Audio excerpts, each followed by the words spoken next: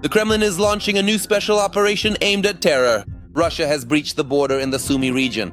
As a result of the enemy's offensive, the defense forces have withdrawn from several positions in Hrabovska. According to the main communications directorate of the Armed Forces of Ukraine, stabilization measures are being carried out in the area. At the moment, a counter-operation is underway there. However, the occupiers' goal is not to seize new territories at all. The Russian army entered the settlement to abduct local residents. More than 80 Ukrainian citizens were forcibly taken to the territory of the Russian Federation. Most of them are older men and women. One of them is 89 years old. Almost all of them had previously refused to evacuate deeper into Ukrainian territory. My wife sadly left in the village of Hrabovsk. That's me. And did it become scary then? She took her out. The unfortunate elderly people were allegedly taken to Russian territory for so-called filtration procedures. Against this backdrop, the head of the Sumy Regional Military Administration, Oleg Grigorov, reported that active evacuation of civilians has begun from the border communities of Sumy region, after reports that the Russians have become more active in this direction. Civilians are being evacuated from the border communities of Sumy region. Today, some residents who had previously refused evacuation were evacuated from the Krasnopilia community using armored vehicles. They are currently in a transit center where they are receiving the necessary assistance. Evacuation is being carried out for all residents who have submitted applications. The occupiers are furious and resort to provocations because nothing is working out for them directly on the battlefield, our defenders assure. For example, Ukrainian forces have recently advanced toward the central part of Kupyansk in the Kharkiv region. This is stated in a report by the Institute for the Study of War. According to analysts, Ukraine's defense forces have pushed the occupiers back along the Kupyansk-Chuhuiv highway in the central part of the city. The invaders are also having a hard time in the Donetsk direction. There over the weekend, the Russian army lost another batch of equipment and personnel. The occupiers decided to use the snow, frost and heavy fog as cover for another assault. But despite the difficult weather conditions, the soldiers of the 2nd Battalion of the 30th Separate Mechanized Brigade uncovered the enemy's plan in advance and utterly crushed them. And here is a destroyed column of occupiers' equipment in the Dobropilya direction. Here, the enemy lost at least 10 units of armored vehicles at once. This entire heap of metal was destroyed even before reaching the line of resistance. And ahead, the occupiers face much more serious obstacles. For example, this is just one of the many defense lines of the Ukrainian armed forces. The military showcased the impressive scale of the Ukrainian armed forces' defensive structures in the rear of the Zaporizhzhia region. Breaking through such defenses head-on is almost impossible. The Russian generals themselves understand this perfectly well. However, to simulate active combat, they keep sending wave after wave of cannon fodder into obviously suicidal assaults. For example, in the Pokrovsk direction, the Phoenix Unmanned Aerial Systems Unit organized a real nighttime safari for the occupiers. As a result, by morning, the Russians had lost at least 2 motorcycles, 4 passenger cars, 2 vans with electronic warfare equipment, a quad bike, and several buggies. But the enemy still refuses to give up.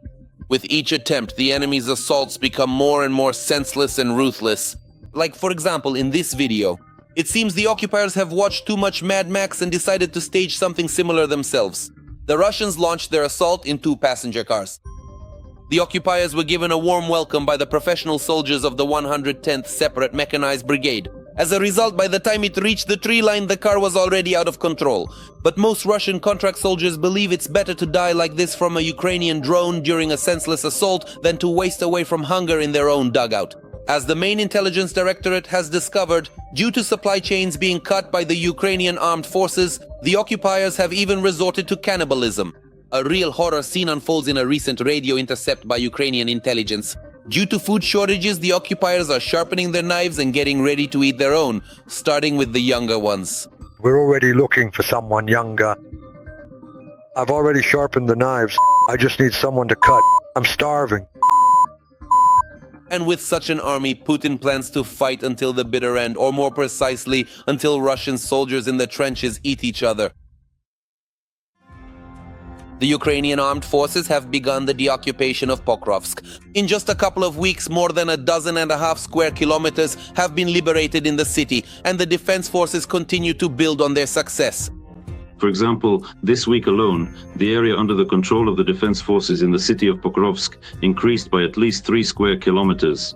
Today, that's 16 square kilometers out of a total area of 29 square kilometers, the total area of the city of Pokrovsk. So as we can see today, more than half of the city is already controlled by the defense forces. At the same time, the enemy does not stop trying to advance in this direction. As they like to say on Russian TV, achieving negative success. A fresh video from Ukrainian drone operators is further proof of this. They clearly stopped an entire column of Russian equipment in a single attack on the outskirts of the city. When they burned so powerfully and brightly, it means they were destroyed literally in the course of one swift raid. In other words, they were laid out, first of all, in a tight row, meaning they were taken out while on the move, and the strike was clearly single and simultaneous. All 7 vehicles were hit at once. And again, I want to emphasize this isn't everything that was moving toward Pokrovsk. This is just what ended up in the frame of this particular drone. At the same time, the Ukrainian command notes that the intensity of assaults on Pokrovsk is beginning to decrease. According to Commander-in-Chief Oleksandr Syrsky, this is due to the incredible losses suffered by Russian units. Meanwhile, the Kremlin's mobilization capabilities no longer cover the occupiers' losses at the front, which consistently exceed 1,000 people daily. It has decreased precisely because the Russians, while carrying out, well, of course, a so-called regrouping and rotation of personnel, have now encountered the reality that the losses for the ruins of Pokrovsk are enormous. As a result, they are indeed reducing the intensity of combat operations, specifically on the part of Russian units. Moreover, the destruction of the enemy here is taking place not only along the line of contact, but also at the stage of forming assault groups, as well as the destruction of the occupiers' stockpiles in the rear units of the Russian Federation. Just last night, a strike was carried out in the Donetsk direction, including in Pokrovsk, targeting the command posts of the 76th Airborne Division of the Russian Federation. Obviously, losses among the officer corps, as I mentioned, certainly reduce the troops' ability to be effectively commanded. Again, we're talking about the destruction of logistics. This includes warehouses, arsenals, ammunition, equipment, everything necessary for conducting combat. A separate tragedy for the Russians is unfolding in the Kupyansk direction. There, the day before, the 429th Separate Achilles Unmanned Systems Regiment destroyed a pipe that the enemy had been using to infiltrate personnel into the city. As the military reported, during reconnaissance they discovered an unusual but critically important logistics channel, a gas pipe that the enemy was using to transfer their personnel to the northern outskirts of Kupyansk. This was a safe route that allowed the enemy to amass forces while bypassing fire control. 3 tons of explosives solved this problem once and for all. At the same time, President Zelensky's recent visit to Kupyansk completely upended the plans of Russian propagandists, who have been claiming for over a month that the city is under their control. Against this backdrop, a real hysteria broke out on Russian Z channels. After all, just last month, Putin and his generals personally declared that Kupyansk had supposedly been taken. And they did this almost several times in a row. Now, in an attempt to somehow explain the failure, Z-bloggers have started spreading information, obviously disinformation, that supposedly up to 4,000 former convicts, allegedly armed with heavy equipment, launched an attack on Kupyansk. This is already outright agony on the part of Russian propaganda. And at this point, more than ever, it's worth recalling the bunker dwellers' own statement. The significant events that took place in Kupyansk will inevitably be repeated at other crucial key sections of the front. Maybe not as quickly as we would like, but inevitably. And all in all, we are perfectly fine with that outcome. At the same time, in order to divert the attention of the Ukrainian armed forces from Donbass, the Russian group has become more active in the south of our country. Fierce fighting is currently taking place in the Hulyai direction. But despite the fact that the number of assaults here has increased by 20%, the defense forces continue to hold their positions. It is obvious that Russia will be forced to intensify its efforts north of Hulyai in this direction. This is a key section for the defense of the entire Hulyai defensive area of the Ukrainian armed forces. At the same time, a simultaneous offensive along the entire sector of the 5th Separate Brigade and a large part of the 36th sector is becoming increasingly problematic for Russia. The stretching of forces and resources across a rather wide front is objectively and gradually leading to a decrease in its offensive capabilities. At the same time, the defense forces are not forgetting to target the Russian rear units, as well as Putin's military purse. For example, last night in occupied Crimea, oil depots and power stations were on fire and the peninsula itself came under a massive attack. Russian public channels reported dozens of missiles and drones coming in from Ukraine. In particular, the Crimean Wind Channel reports that in Simferopol, an oil depot near the local power station is on fire. Published photos and videos capture the scale of the fire. In addition, there are reports of air defense systems operating and explosions in other cities of the occupied peninsula: Feodosia, Saki, Jankoy, Sevastopol, as well as near the Gvardeyskaya air base outside Simferopol. Russian territories also came under attack. Local public pages report strikes on a power plant in Smolensk and an oil depot in Kupyansk-Volgograd region. Fires broke out at the sites. According to open sources, there are 18 storage tanks at the Alpha oil depot in Kupyansk. It receives petroleum products from suppliers, for example, from refineries or via transport, stores them in tanks, and then ships them out for further delivery to customers. Also last night, units of the Ukrainian Special Operations Forces managed to destroy an entire train carrying fuel for the occupiers in Crimea. The strike was carried out using the now legendary FP2 drones. Crimea and Donbass are coming home. The Ukrainian armed forces are moving into the active phase of liberating the occupied territories from the enemy. Strikes targeted sites in occupied Donetsk. And then Crimea as well. The Special Operations Forces are systematically taking out the rear and command centers of the Russian army in the occupied territories. For example, the fact that air defense systems are being destroyed on the territory of the Crimean Peninsula forces the Russians to constantly send new equipment to Crimea to make up for their losses. At present, they do not produce as much air defense equipment as is destroyed or damaged each month, and they are forced to pull all this equipment from other positional areas. On December 13th, a wave of friendly drones swept across the entire Crimean Peninsula. Explosions continued for 2 hours straight.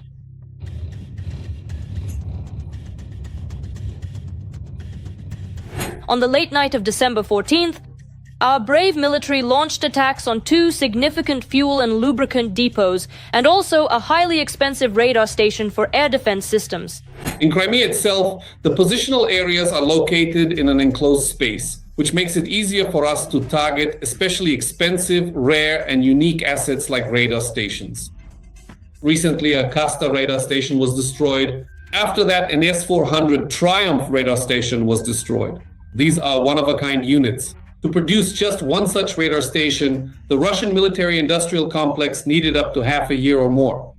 The Ukrainian armed forces also attacked a train carrying fuel for the Russian army and a local oil refinery. As a result, there are already reports of a fuel shortage in Simferopol. That's how things are. Ukrainian forces are methodically knocking out the military infrastructure that Russia uses to wage war. In reality, this particular situation has a much more significant and far-reaching impact on the overall defense capability in the long term, specifically Russia's strategic defense capability and its future military posture. And at some point in the near future, it will be completely and utterly unable to effectively defend itself in its own airspace or even hold the defensive line on some critical land locations. So that's exactly where things are heading. Every voice matters. Join our community, support independent journalism and help us bring you the truth from Ukraine. Become a member of Ukraine Today. Join us now. In the Donetsk region, Special Operations Forces have taken out an enemy electronic warfare station and an FPV operator training center. Each such strike is not just the destruction of military infrastructure and equipment, but also a disruption in the command, supply, and planning of Russian troops. All of this plays an integral, an indispensable role, first and foremost in strengthening our defense capabilities when we talk about mainland Ukraine. And if we're talking about deep strikes into rear areas on the territory of the Russian Federation itself or the temporarily occupied Crimean Peninsula, then this is already about depleting Russia's internal resources. In addition to the strikes in the Donetsk direction itself, active combat operations are also ongoing. Those specific geographical areas located within the temporarily occupied territories will consequently lose the crucial support of their air defense systems, thereby rendering them exceptionally vulnerable to potential airstrikes. Whoever successfully gains complete air dominance and comprehensive air superiority significantly and profoundly eases the rapid advance of all ground forces, ensuring their operational success and minimizing potential risks. Such operations are not just an attempt to deprive Russia of fuel or equipment, they are part of preparing Ukrainian troops for a counter-offensive. In the long term, this is about the fact that we are preparing our own counter-offensive in the future. And it is precisely for this counter-offensive that we must fulfill a whole series of conditions. Among them is the complete depletion of Russian air defense assets, their total destruction, in order to achieve air superiority. And this could be in Donetsk region, it could be in Kharkiv region, it could be Zaporizhia, or it could be Kherson. Each new wave of shelling demonstrates the growing capabilities of the Ukrainian army and reduces the enemy's chances of consolidating their hold on the occupied territories. And it will only increase from here. Compared to 2022, 2023, and 2024, the year 2025 has become the peak and record-breaking year in terms of the number of different types and modifications of strike drones used, as well as the use of missile weaponry. I think that in 2026 we will see completely different numbers, much higher.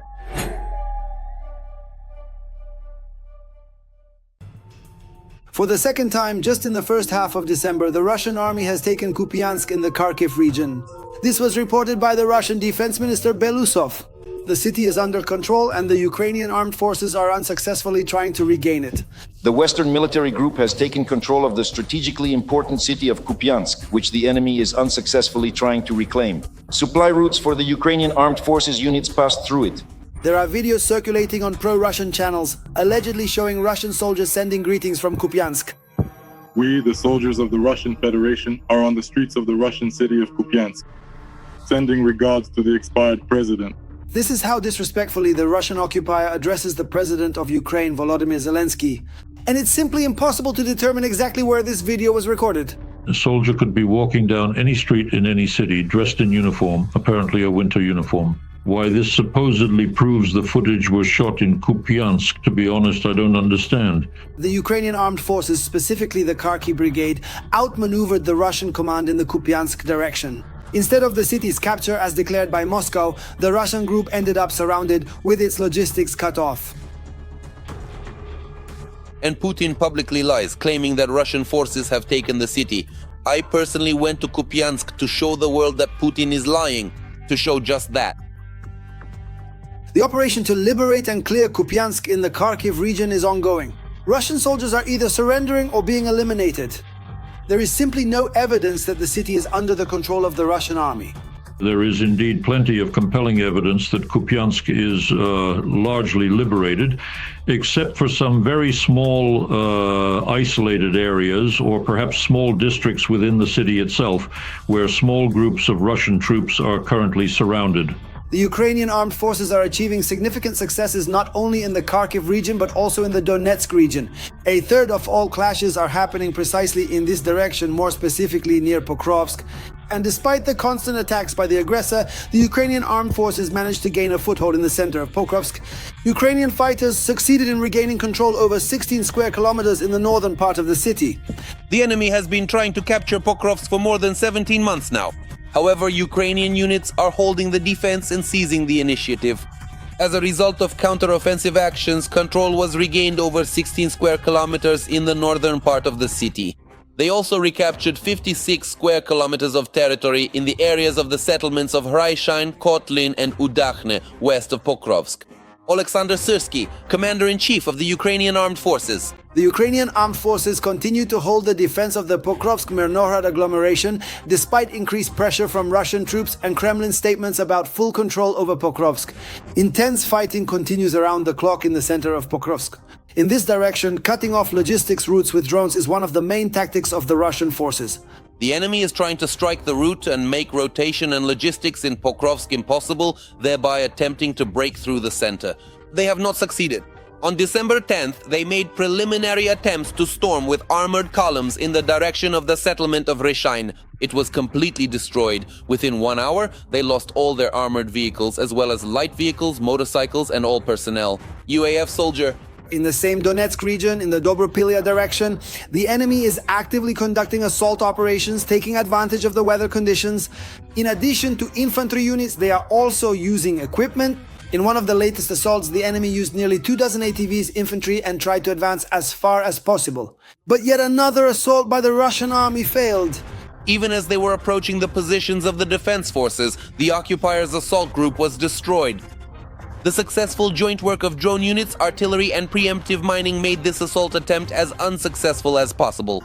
Despite numerous statements from the Command and Z bloggers about new captures and successful actions, as we can see, the real situation at the front is difficult but under the control of the Ukrainian armed forces.